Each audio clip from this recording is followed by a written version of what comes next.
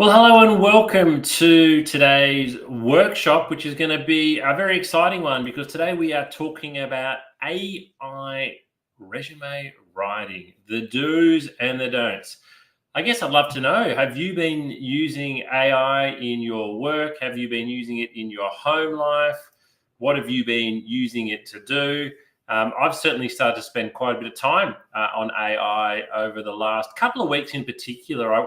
I wouldn't call myself an early adopter to AI, but I saw a presentation at a conference a couple of weeks ago around the possibilities of some of the things that it could do. And I've certainly started to use AI a lot more over the last few weeks, and I've really got to enjoy it, to the point where I did a poll on LinkedIn today where I asked when you're using AI, whether it's Bard or ChatGPT or Gemini, are you actually using manners? Are you talking to it as if it's a real person? I opened up Gemini this morning and was doing some stuff, and I actually typed in "good morning," and it replied. It said, "Good morning. How are you today?" And I find myself saying "thank you" when it comes back with some useful information. So, it certainly is a very interesting space. Recruitment, like most industries, has been impacted and will be further impacted by AI. And you as a job seeker, you as a job seeker can certainly use AI to your advantage, but using it in the wrong way means you're going to be using it to your disadvantage. So that's what we're going to go through today. I'm going to share with you some of the do's and don'ts, particularly when it comes to resume and cover letter writing. So that's what we're going to be, going through today. Just a little bit of webinar housekeeping to start things off with. I am streaming to you live today, wherever you're watching me around Australia or the world, whatever platform you're on. If I do drop off for any reason, if the internet drops out or we have a blackout, I'll rejoin as soon as I can. So if my screen goes black, don't leave. It only happens once or twice a year, and hopefully today is not the day. Feel free to ask lots of questions. Wherever you're watching this again, you'll be able to type in some questions. You'll be able to type in some comments. And so I'd love to hear from you. And particularly at the end of the workshop, we'll take additional questions. But if you want to put questions to me live as we're going along, I'd love to answer those. And I'd really encourage you to take notes. You will be able to watch a recording of this workshop. It'll be on our YouTube channel. But when you're learning or hearing about something for the very first time, it actually strikes you in a different way. So if you hear something today, I'd really encourage you to note it down and what you thought about it the first time that you heard about it. But a little bit about me, your presenter. My name is James Whitcomb. I'm a director at a recruitment agency called Smart Recruitment, where I've been since 2005. In November this year, I'll hit my 19th year at Smart Recruitment. Over that time, I've conducted over 3,000 interviews, over 600 group assessments, and placed over 1,000 people into jobs. I would have read well over 100,000 resumes, might even be 200,000 resumes. It's really hard to tell. I've seen wonderful resumes. I've seen terrible resumes. I've seen great candidates with terrible resumes and terrible candidates with great resumes. And I've certainly learned, how to help coach and guide individuals to create a resume that stands out and gets attention. And I launched the Candidate Coach, the platform that we're meeting on today, back in 2019. I was at a conference recently. It was at a recruitment conference for the RCSA, which is the Australian Association of Recruiters, and there was a presentation from one of the major job boards, and I won't say who it was, but they shared this stat, which is really, really interesting, that by 2025, which is only a couple of months away from now, 50% of resumes will be AI generated that are on that platform. So that really got me thinking. We're not just talking about a small, technologically advanced, tiny proportion here. We're getting towards 50% of candidates are going to have resumes that are AI generated. And so what that really means is that a lot of you out there are probably playing around with AI at the moment and trying to find ways, to best use it, to make sure that it's working really well for you, and to make sure as well that you're doing what you think is right in terms of putting forward an application that is that is going to work best for you. So what we're going to do today is, we're going to talk about, all right, we've got this great tool. It's a bit like the internet, right? It's a great tool. We can use it kind of for good, that can help us, or we can use it in a way that's going to be unhelpful. And so many candidates, I think, are a little bit unsure around how AI is going to help them with their resume and cover letter. I think we've already had, a couple of waves of people, just getting ChatGPT to completely rewrite their resume and to completely rewrite their cover letter. And in many ways, that hasn't been working because, while it might seem like a good idea at the time, it's not appropriate. It's not customizing applications yet in the way it should be, mostly because people aren't putting in many of the good prompts. So what we're going to do today is we're going to talk about resume basics, because we can't get to how you can use AI on your resume without first going through the resume basics. So I want to fairly quickly go through my normal resume coaching workshop. And then at the end of that, I'm going to tell you the 5 resume do's and the 5 resume don'ts for using AI. And I'm actually going to jump into Gemini, and I'm going to show you how you can use Gemini to better match your resume to a job ad, and how you can better write a cover letter using AI to match a description. So stick with me because we're going to be going through some of those basics first. But I'd like to start off with a question. I'd like to ask you a question. How long do you think a recruiter actually spends reading your resume? Now, you yourself will have spent a lot of time on your resume. It might be a document that you spent 10, 20 hours on over the last couple of weeks. It might be a document for many of you that you've been working on for years, and you continually update it and you make changes there. You find that job online that's really interesting. You submit your resume and you send it off. How long do you think somebody spends looking at the resume? Let's have a look and see what the answer is. 7 seconds. So eye tracking study shows that 7 seconds is the average amount of time that your resume is viewed. Now, I don't want you to think that every resume is viewed for 7 seconds. Don't get me wrong here. But what the article shows is it's at that 7 second point where the person reading your resume decides whether to keep going and go deeper into your resume, or literally move on to the next one. So you've got 7 seconds there really to make an impression.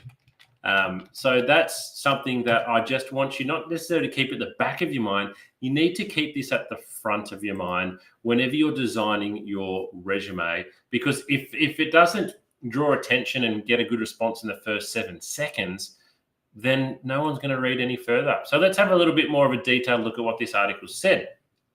So recruiters spend, and I'm looking over here because this is my share screen. Second dot point, resumes that succeeded in capturing the recruiter's attention featured simple layouts. So I want to keep things simple with clear sections and heading titles. Resumes organized by the E or F pattern reading tendencies also did well.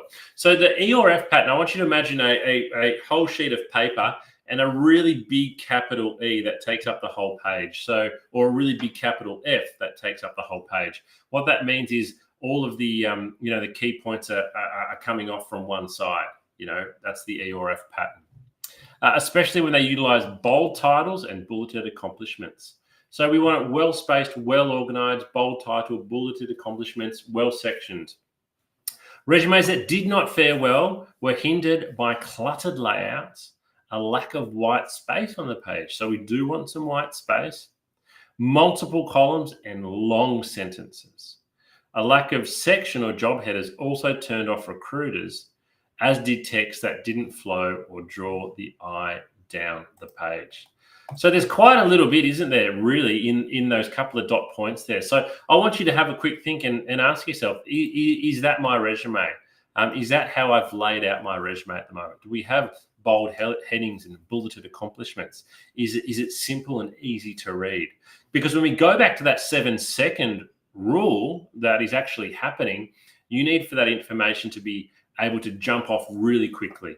So you need the recruiter to be able to look at your resume and find the key information that you want them to see very, very easily. what this particularly means for me is that your first page is worth 99% of your resume. I actually don't mind whether your resume is 1, 2, 3, or 4 pages. What I really care about is making sure that page number 1 is where you focus pretty much all of your attention, because there's no point in having the good information on page 2 because no one's getting to page 2 inside of 7 seconds. And if you put the good information on page 2, nobody might even get to it or know what you've achieved. So let's actually talk about what is a resume. Well, a resume is a factual account of your employment and study history. We say factual because it's got dates and times and locations and events, but it also needs to highlight your skills and your abilities and sell you. Your resume has to sell you. Sell, sell, sell. So what I'd really like to get across to you now is the importance of your resume being, it's basically a marketing document. Your resume is, it's an advertisement for you. It needs to really highlight everything that's good about you. Now, I want you to think about, when you might be looking for a property to rent or buy, you see wonderful photos that are well positioned. You read the description and you think, this is amazing. Look at how well they've described everything else here. So what you need to do is to think of your resume in that way. This is an advertisement for you. When you drive past a bus stop and you see an advertisement, that's your resume. When you see a billboard, that's your resume. When you see an ad online, that is your resume that you need to change your mindset away from it's just black words on white paper to it's an advertisement. It needs to sell you, and it needs to want somebody, the reader, to pick up the phone and give you a call. So let's talk a little bit more about that then. Well, that's my question to you. If you're watching this today, have a think. Does your resume actually sell you? Is it highlighting the very best achievements that you've made?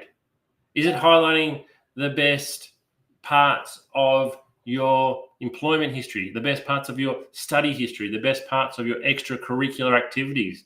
Can I read your resume and know what your achievements and greatest moments in your career have been to date? And are they on the front page? And can I read them in the first 7 seconds? If the answer is no, then we've got some work that we need to do. Your resume is you on paper. It's an advertisement for you. It needs to promote you. It needs to sell you. So if I can only get one message across to you today, because I know that in the second half we're focusing on using AI, this is what your resume needs to be. And I see far too many resumes that do not sell the candidate. And when I then maybe interview the candidate, I find out all this other information that is wonderful, but it wasn't on their resume and they probably only got through to interview based on a fair bit of luck. Let's remove the luck out of it and let's get your resume back to selling you. So stop thinking of your resume as a dry, boring academic document and start making it come alive and highlight how very good you are, because you deserve it. And importantly, it's a fluid document. So what I mean by that is your resume does not stay the same for more than one job application. And I'll talk about this at the end, but it's important to mention up front, you've got to customize and tailor your resume for every single application. Now, you might be thinking, but James, I'm just applying for customer service jobs. They're all the same. Well, they're not. Every single one of those jobs is different in many ways. First of all, there's a different employer every time. Every job will have slightly different skill set. Every advertisement will actually highlight 2 or 3 things different to every other advertisement. So you need to tailor your resume for every application. And if you are sending out the same resume for multiple vacancies, then you are not doing it very well and you're not going to have a very good success rate and you're wasting your time. All right, so let's talk about the first step. So the first thing that we need to talk about is basic resume structure. So before we get into talking about how we can use AI to write our resume and some of these other fancy things, we need to have the basic structure right. We need to have the structure is kind of like the recipe. And if you don't have the recipe right, then it doesn't matter what we cook with, it's not going to taste very good. I'm not going to go into a huge amount of detail here, but as you can see here, I'm going to share with you a couple of images of basic resume structure. So what you can see here from this example resume, and a lot of it comes back to that initial article we read, that capital E or capital F pattern. Lots of things coming off, the left-hand side there. So what I like about this resume is we've got the contact details up top. We've then got 3 bold headings. So quite easily, it's quite easy for me as the reader of the resume to read this resume. I can see it goes summary, education history. And then importantly, sort of towards the bottom here, and this is just a template, and you can use this template on our Candidate Coach platform, is we've got achievements on the first page down towards the bottom there. We need to get our achievements very front and center on the first page of our resume. So it's not overly complicated here. As I said, it's basic resume structure. Let's have a look at another one. And again, this is another one that I've created, slightly different. Down the left-hand side here, we've got name, contact details, and then some skills and attributes. But again, as you'll see throughout the resume, we've broken it up with bold heading, with bulleted points, and with different sections, so it's easy to read. Because most recruiters, the first thing they're going to go straight to is your employment history and look at what your most recent job is, because that helps to most easily give me a sense of understanding around your suitability for the job. So it's great to list skills and attributes. It's great to list an introduction. But the first thing most recruiters' eye is going to go to is your most recent employment. So we need to have that on there. We also need to list our key accomplishments and achievements again, which you can see just at the bottom of the images that is cutting off there, that we have those listed. So get your resume structure right. And then the second step, I said, is selling yourself. So after we've got that structure right, how do we actually go about selling yourself? So I'm going to share an example with you now of how you can best sell yourself. I'm not going to take you through a whole resume here, but I'm going to share with you an example from a candidate that I met a couple of years ago, and a little bit of a before and a little bit of after. So this particular candidate I spoke to on the phone. She'd applied for a sales role with me. And this is how, at the time, she described her experience. She said she was a sales representative, and I've removed the name of the company there. We're just calling them ABC. And she was a sales representative for pretty much 3 years. Now, if you recruit salespeople, 3 years is a really good tenure because sales is a tough job. So pretty much based on the fact that she'd been doing the one sales job for 3 years, that kind of got her through to the phone interview stage. Next, she has that she sold goods and traveled to meet customers and keep them happy. So that's how she described her whole role. And so I had a phone interview with her, and she spoke well, and I learned a few more extra bits and pieces. I then brought her in for a face-to-face interview, and that's where I learned what she really, really did. And so this is what we changed her resume into after we had a longer chat. So the first thing you'll see there is we've got bold headings. So we've got primary responsibilities, and then we've got achievements. Now, I've probably gone a little bit longer than I'd normally recommend here with responsibilities. We've probably got 9 there. I'd probably recommend 6 or 7 now. So maybe not as many as we've got here. But you'll see we've called it primary. We can't list every responsibility here. You just really, really can't. What you need to make sure you're listing on your resume are the responsibilities that are most relevant to the job you are going to. And this is why you need to continually update and rotate and rewrite your resume.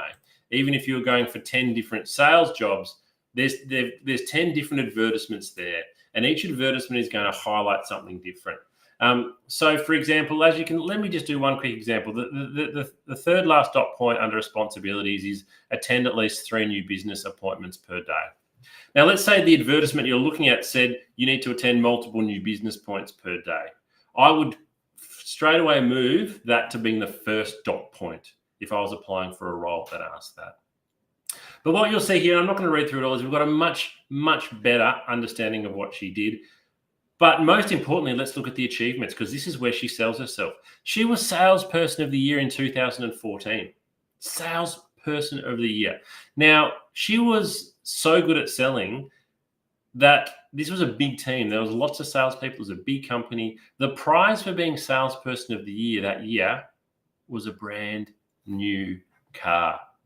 Can you believe it? She was given a brand new car because that was the prize for the top salesperson of the year in the company she was working in. It was amazing. I've not met someone before that or after that who received such a prize for being so good at their job. So on her previous resume, though, she didn't even have this mentioned. She has not salesperson of the year on her previous resume. So basically, if it doesn't say it on your resume, it never, ever happened. But through talking to her and helping her rewrite her resume, we've got that on there. And you can see the other achievements there. You can see the other achievements that we've got listed. I'd really encourage you with your achievements to use numbers and to quantify things wherever you can. I understand that's not always the case, but if you can, it certainly does help. So that's a really good way for you to think about, okay, how can I go out and make my resume, sell me a little bit more. If you're sitting there and you're kind of thinking, well, look, James, this is all well and good, but I haven't been salesperson of the year. I haven't even been employee of the month. I've got no recognitions in my current role. I'd encourage you to answer these questions to yourself. What are you doing in your job at the moment that you weren't doing when you first started? So have you been given extra responsibilities? Because you could list those as an achievement. Maybe you're now asked to help onboard and train new staff. That's an achievement. Maybe you've been given responsibility to lock up the store, for example, at the end of the day. That's an achievement. Start to think of those things. What are you doing now in your job that you weren't doing when you started? You can list those as an achievement. Because in many ways, it kind of doesn't matter what achievements you list, but by listing them, you are showing that you've done a good job and you are showing advancement. Now, one resume I saw listed as achievement, regularly asked to take extra shifts. I thought that's, I really like that, because if someone was regularly asked to take extra shifts, it's because they're doing a good job and probably because they're being reliable. So have a think about what you can list as achievements on your resume and make sure you've got those on page 1. The third step to creating a great resume is to make sure it's visually appealing. So again, I don't necessarily say that black words on white paper are bad, but it's 2024 now. And so there's so many great opportunities for you to have a resume that's visually appealing.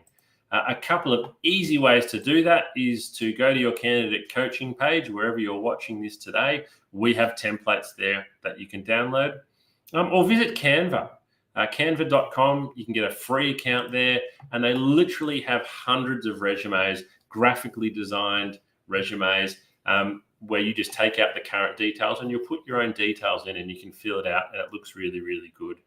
Probably the only thing to consider with some of them, particularly with Canva, is that you will then normally download that in a PDF format, and many jobs might ask you for a Word resume. So you then might need to go and find another tool that converts it from PDF to Word. But there's lots of cool tools out there that you can use to make your resume look good, look sexy. Fourth step, and our last step before we get into how we're going to use AI, is you've got to change your application for every resume. The candidates that I see that send out, have the lowest response rate are the ones that sadly have sent out 100 resumes in the last 2 weeks, but they've sent the same one resume to every single job. Instead of sending 100 resumes, I would encourage you to send 5 resumes. Spend the same amount of time tailoring your application to 5 jobs as to sending the same resume out to 100 jobs. And I guarantee you that overall, you will get a more quantitative and a more qualitative response by tailoring your resume. All right, so let's get into talking about AI then. So using AI to improve your resume and improve your cover letter. So you'll see here in particular, what I'm not saying is using AI to write your resume or using AI to create your resume. It's specifically the word improve, because I think AI can certainly help you with many of the individual or smaller aspects of your resume, but I certainly don't think that you can use AI to write your whole resume or write your whole cover letter. You might be doing that at the moment and you might be thinking, what's the harm?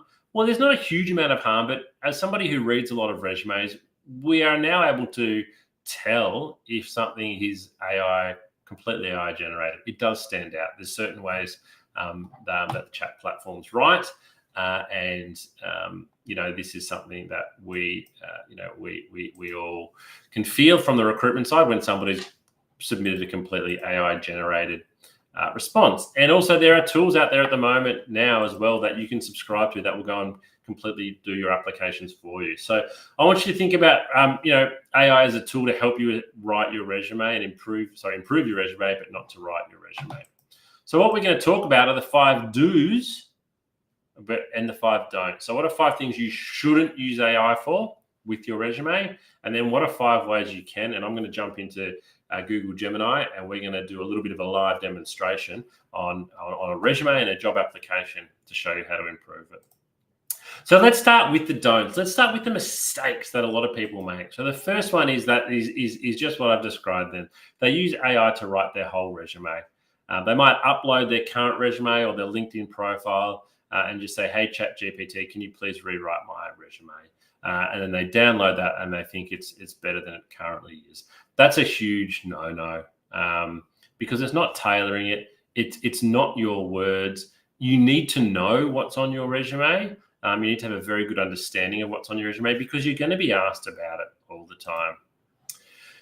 The second one is don't expect AI is better than you. I think a lot of people think, I'm no good at writing my cover letter. I'm no good at writing my resume. I'll just stick it into Bard and it'll be better than me. 9 times out of 10, the answer is no. I think we use AI to be a little bit lazy with things like this. Or we just perhaps don't know what to do. So we think the computers are better than us, but don't expect it. It might be sometimes, but certainly don't expect that AI is going to be able to write a better resume and cover letter than you can. The third one is, and we've seen this a lot, don't expect AI to always be honest. So this is why you need to double check everything that you're taking from a large language model. It might add some extra detail in there. It might completely fabricate something. And so you need to really be checking everything that you put in your resume because recruiters know there's a lot of falsehoods on resumes. And as soon as we spot one, your application's done. Your application's dusted. So you'd hate for that to be the reason why you missed out on a job was because you didn't double check what AI wrote for you. The fourth one, and it kind of follows on from the honest one, is don't expect AI to be mistake-free. You've really got to double check everything that comes out to make sure that it is factual, that it is correct. Normally the spelling and grammar is okay, but everything else that it said, make sure there's no mistakes there. And the fifth mistake, and this is probably one of the main reasons people use AI, is to be lazy. If you're using AI to be lazy because you can't be bothered, then it's not going to work for you with job applications. If you're using AI, as I'll show you in a moment, to do better research and to customize certain parts that you then rewrite yourself, it's fantastic. But it is a tool to assist you, like say a Canva is, like a spell check is, but it's not something that you should be relying on to replace you. And if you're viewing it that way, it's going to be no good. All right, that was the 5 don'ts for AI and resume writing. Let's look at the 5 do's. So the first one is, do use AI for initial guidance. So what do I mean for initial guidance? Well, we're going to jump out of my PowerPoint presentation now, and we are going to, as you'll see on my screen here now, I've logged into Gemini, and what I'm going to do in this demonstration is I'm going to ask Gemini, to give me some guidance on the suitability of my resume compared with an advertisement. So what I want to show you, and I've saved this one earlier, I've just got to find it now, is we're just going to jump onto Seek, and we are going to go, where do I find my saved jobs? Here we go. So there's a job on Seek at the moment. It is a store manager role, a retail store manager role for the Reject Shop in Waverley, which is in Melbourne. So you'll see here we've got an introduction to the Reject Shop. We've got an introduction to, a store manager role. We've got 6 or 7 dot points here on what your job is going to be. We've then got 4 dot points and a blurb on what you need to bring to the role, some information on what the Reject Shop is going to offer and the benefit. So we've got that there. I have also created a bit of a dummy resume that I've used. It's not of a real person. I'm going to show that to you now on your screen. So this is a resume that I've made up of someone called Job Seeker. You can see here that they've got a bit of assistant store management experience from a couple of different stores, a little bit of information there. So this is just a one-page resume that I've made up for the purpose of the purpose of today's exercise. So what we're going to do once we go back into Gemini is I'm going to say, let's start by saying, hello, Gemini. Always good to be polite. Get on the good side. Gemini's going to say, hello, what can I do for you today? So I'm going to say, I have a resume that I would like you to compare to a job advertisement that I have seen. Can you do that? So I'm being pretty general here. I'm being pretty general here. So I definitely can help you with that. So please provide me with your resume and the job advertisement. Okay, so I'm going to go down here to Gemini where I can upload. So I go to my drive. I've already saved these ahead of the workshop. So I have got, no, don't tell me it's going to be hard for me to find. Might have to upload them again. Recent, where's recent? That might help me. All right, so example resume here. So I'm going to upload that. Insert and these two. So that's the advertisement there as well, the store manager advertisement. Oh no, not that one. I think it's that one. So I'm uploading my resume. So I'll say, here is my resume and here is the advertisement. Would love to see how suitable I am. All right, so let's run that. That'll take a little bit of time. It scans through my resume. It scans through the advertisement here. And as you can see, it's giving me lots of feedback. So what I said before is we are going to use this as initial guidance here. So I just want you to keep that in mind, that what we're doing here is we're going for initial guidance. We are not asking it to rewrite our resume or anything like that. So let's have a look at it. So it says, okay, I've got both your resume and your advertisement. Let's break down your suitability for the store manager position at the Reject Shop. So it's looking at my strengths. It's talking about what my strengths are, my relevant experience, my leadership and teamwork. It's talking about areas to consider. So this is one that's in particular for you. It's kind of like, these are your weaknesses. So here it says, while you have many relevant skills, you might want to explicitly highlight some that are directly mentioned in the advertisement. For example, merchandising is a key skill listed in the job ad. So this is where it becomes really, really valuable, right? Because I haven't mentioned merchandising in my resume. Gemini has picked that up. They picked up that merchandising is a key skill. It's not mentioned in my resume. That's great. We need to address that. Then quantifying achievements. Consider quantifiable results for your accomplishments. For example, instead of just saying increase efficiency, try increased efficiency by 15% through implementing new training protocols. So again, this is great advice. This is something that I really should consider. I haven't quantified what I've done there. Now, this one's really interesting. So it's suggesting that I might like to consider tailoring my language. So adjusting your language slightly to better match the tone and style of the Reject Shop advertisement. It's fun, a fun, energetic brand, so you could incorporate a bit more of that personality. And then it's finally recommending to research the Reject Shop's company culture and values to see if I align. It's given me, some bit of an overall feedback and then some next steps as well. So, and that's a bit of a reminder of what we've done there. So we've got some really great information there, some really, really good tips for things that I can for some things that I can do. So I would then go back to my resume, and in particular, I would make sure that I am mentioning my experience in merchandising. I'm using some statistics here. I may be changing the language a little bit. And I need to go and check the Reject Shop's company culture and values. So I might even actually ask it, what are the Reject Shop's values? So let's ask Gemini that, and let's see what it comes back with. So it's having a think. And so, all right, you're right to think aligning your resume with Reject Shop's values. Unfortunately, they don't publicly list their values. However, based on their marketing and job descriptions, we can infer some of the following. So again, we're using it now to ask follow-up questions, and we're getting some more information. So that's a really good starter for the way that we should use it. So we use it. What we're talking about now is initial guidance, and we're using it for follow-up questions. So whatever ChatGPT or Gemini recommends there, we can get further prompt.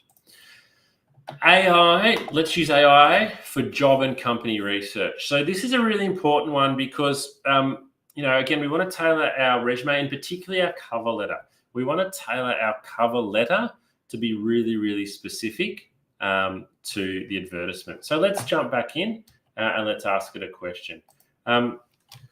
What is some good information I should include in my cover letter to show the Reject Shop I have done a lot of research? So let's ask that question, because we don't want to just include on our cover letter research that's really easy to find. The harder to find research is where there is a lot of value. All right, so you're right on track. Showing you've done research is crucial for making a strong impression. Here's some good information to include. Align with brand personality, showcase specific relevant skills, connect your experience. So it's being a little bit vague here. I'm just going to ask it, can you be a bit more specific? I would like to quote something that has happened or forecast to happen to the Reject Shop that is specific. So that's been a bit vague in general what it's given me. So I'm going to ask it to be a little bit more specific here. So maybe it's like something about their future growth plans or opening stores or something along those lines. Okay, so you're right. Quoting something specific is a great way to show you're dug into their needs.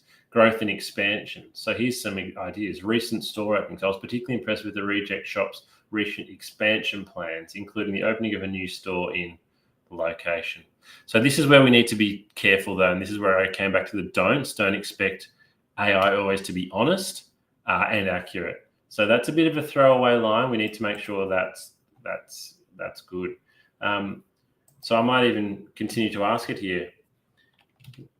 How many stores have the Reject Shop opened in Victoria in the last 2 years? So we're going down a bit of a rabbit hole here, but what we want to find is if we can include a line here. For example, I'm really impressed to learn that the Reject Shop has opened 6 new stores in metropolitan Melbourne. There we go. I don't have access to that information. Go to, it's giving us some information. Their investor relations section. So we might even do that.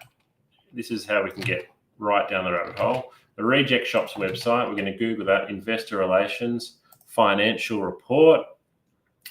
We can download a financial report if we want. Let's download that. 10 meg. No, I'm going to download it to my desktop. Call it Reject.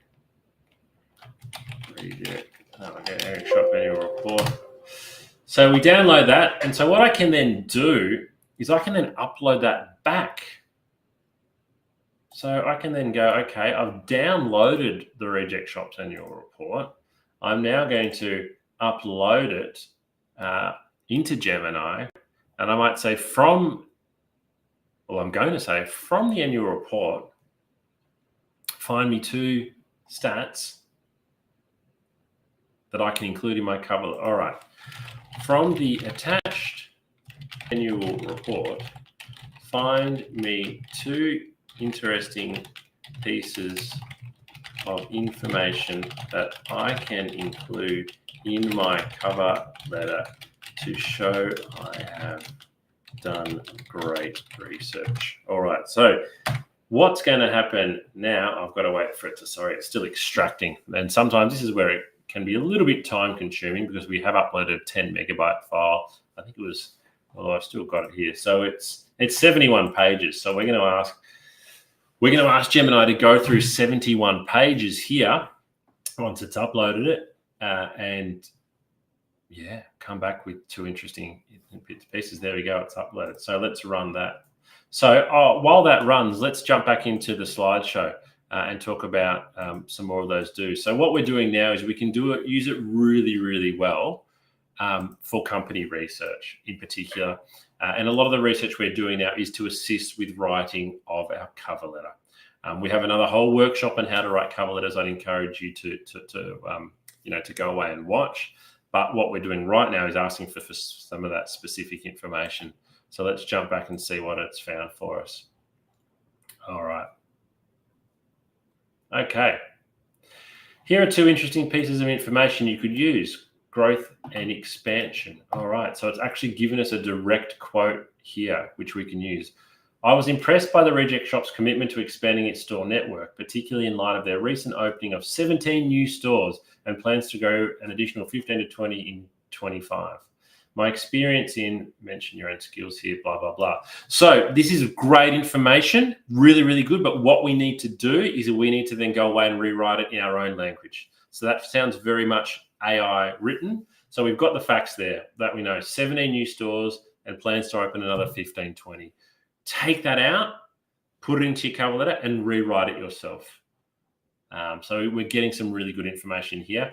Copying and pasting it will be a mistake because it sounds very very AI written, but that's the goal there. If I read a cover letter and a candidate says, I read the company report and I saw the information you can see now, I'm calling them straight away because I'm thinking they've done a lot of research here.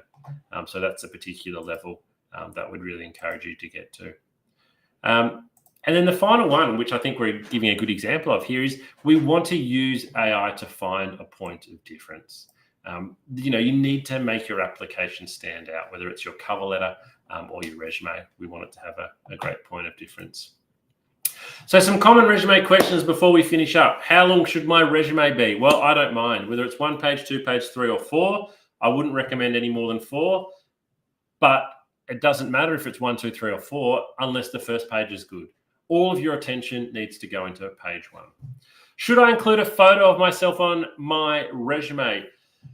So I've talked to you about the fact that your resume is a sales document. It needs to sell you. It needs to market you. It needs to promote you. Do you think putting a photo of yourself on your resume sells you? I can't answer that for you. You need to make your mind up there. What you do need to be conscious of, though, as soon as you put a photo on your resume, you are inviting all different types of conscious and unconscious bias. People are going to judge you on your appearance. So you need to decide in many ways, does your photo help to sell you? Does it help to market you? Does it help to promote you? It's an individual decision. I'm not here to tell you there's a right way and a wrong way.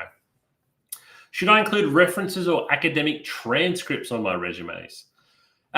References, yes. You could just the contact details. Maybe if I see down the bottom someone's listed the name of their reference and their position and their company, I think that's a strong sign that they're going to get a good reference. Academic transcripts, no, not unless you've been asked specifically in the advertisement. And do I include every job that I've ever worked in? My answer here is no, you don't need to. I would say you don't really need to go too much back, more than 10 years. You can still list those jobs if you want, but you don't need to go into great detail. It might just be the job title, the company, and the particular years.